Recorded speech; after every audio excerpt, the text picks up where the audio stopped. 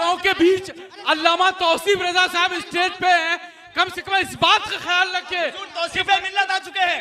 नारे तकबीर, नारे रिसालत, आमद हुजूर तौसीफ मिल्लत, आमद हुजूर तौफीक मिल्लत, नबी रहे आला हजरत शहजादे हुजूर रेहाने मिल्लत। इश्क मोहब्बत, इश्क मोहब्बत, इश्क मोहब्बत, इश्क मोहब्बत, आला हजरत, आला हजरत, आमद हुजूर तौसीफ मिल्लत जिंदाबाद, आमद हुजूर तौसीफ मिल्लत जिंदाबाद, मसलके आला हजरत जिंदाबाद, मसलके आला हजरत जिंदाबाद, गुले गुलजारे रज़वियत जिंदाबाद, नबी रहे आला हजरत जिंदाबाद, मरकज़े अहले सुन्नत बरेली शरीफ जिंदाबाद।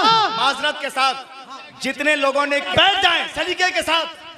हेलो हेलो हेलो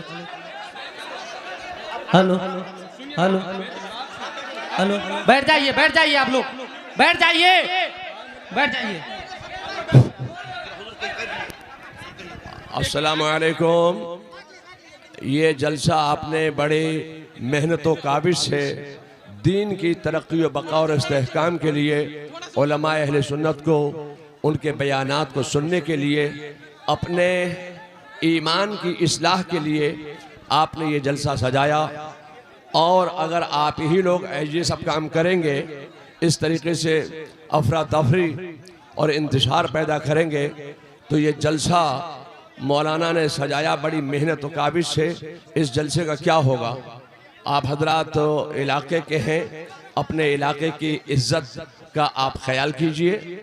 और ये मामलात जो हैं पहले के और थे, अब 1 मिनट में पूरी दुनिया में बात पहुंच जाती है।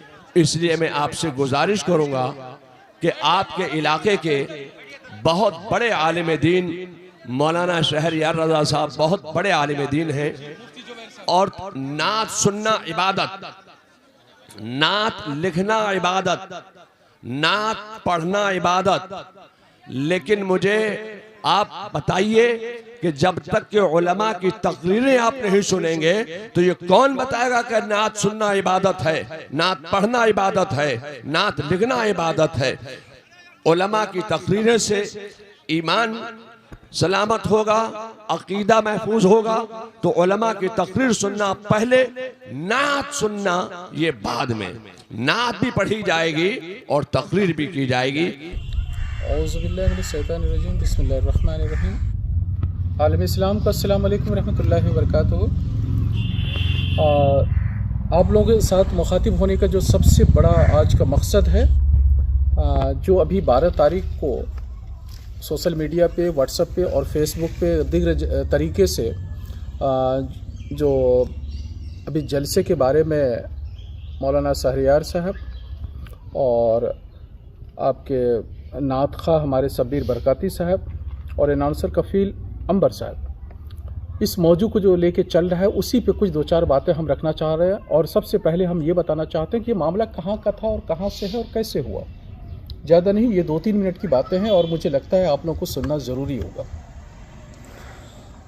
अभी हम मौजूद हैं उसी मदरसे में, मदरसा गौसिया सिराजुल उलूम, जो कि सूबे बिहार के पूर्णिया ज़िला के हेड क्वार्टर से 10 किलोमीटर के फासले पे है। और ये मदरसा अल्हम्दुलिल्लाह बहुत दिनों से, और ये दीनी इलाका है और दीन के एतबार से ये बहुत ही जरखेज़ इलाका है।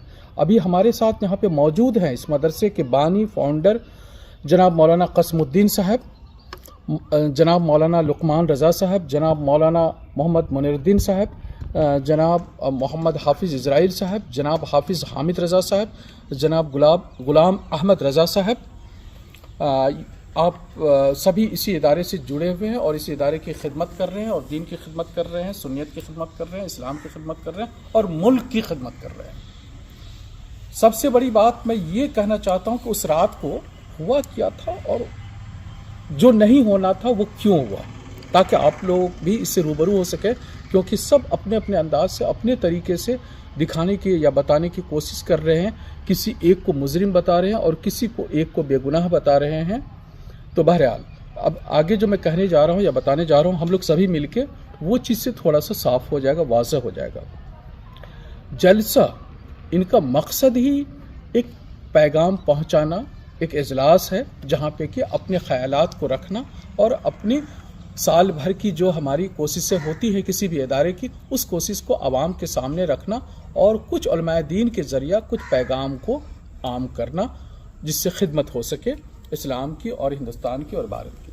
بہرحال ہوا یوں کہ اس جلسے کی، ہر جلسے کی صدارت کا ایک ذمہ ہوتا ہے، تو اس صدارت کی ذمہ داری جو دی گئی تھی ہمارے ہی سیمانچل کے پائے کے اپنے عالم دین ہیں حضرت علامہ مفتی جناب زبیر صاحب، آپ صدارت فرما رہے تھے، اور خصوصی طور سے یہ جلسہ بڑا کامیابی کی طرف، اپنی کامیابی کو اس آخری دہلیز کو چومنے کے لیے جا رہی تھی۔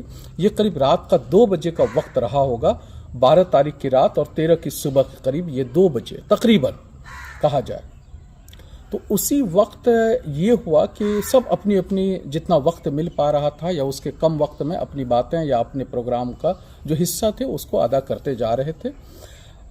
جب نعت خواہ صبیر برکاتی صاحب اپنا نعت پڑھ رہے تھے، یقیناً ہر جگہ کے مزاج الگ الگ ہوتے ہیں، کوئی اس نعت کو ان کے طریقے کو پسند کرتا ہے، کوئی نہیں کرتا ہے، کئی چیزیں، کوئی کسی کی تقریر کو پسند کرتا ہے، کوئی کسی عالم کو پسند کرتا ہے، سب کا اپنا اپنا شوق ہے، اپنا اپنا مزاج ہے اور اپنا اپنا پسند کے طریقے ہیں۔ انہی میں سے جب نعت خواہ صبیر برکاتی صاحب اپنا نعت پڑھ رہے تھے تو یقیناً وہاں پہ ہمارے مفتی علامہ شہریار صاحب کو، جو ان کو پہلے بھی کئی بار ہدایت کر چکے تھے کہ یہ لہجہ شاید بہتر نہیں ہے، اسلام کے طریقے سے بہتر نہیں ہے یا جو چیزیں بھی ہیں، تو مجھے لگتا ہے کئی چیزیں کچھ ناسمجھی ہوئی ہے، کچھ کمی ہوئی ہے۔ میں علماء دین کے بارے میں یا کسی کے بارے میں یا ہم لوگ نہیں کہہ سکتے کہ غلطی ہم لوگ کی اتنی اوقات نہیں کہہ سکے، لیکن کہیں نہ کہیں کمیاں ہوئی ہیں، اور اس کمی کے تحت ہم لوگوں کا یہ اجتماعی طریقے سے یہ ماننا ہے کہ جو بھی کمیاں تھیں اسٹیج پہ ان باتوں کو اگر نہ رکھ کے پہلے رکھا جاتا یا پروگرام کے بعد رکھا جاتا یا جو بھی ہے اصلاح کی جاتی اس کو اپنے ایک، کیونکہ کئی چیزیں اسلام میں کسی چیز کو تھوپا نہیں جا سکتا ہے، اسلام میں کسی چیز کو منانے کی اجازت ہے، مان جانے کی اجازت ہے، عاجزی کی اجازت ہے، اور یہی کہا بھی گیا ہے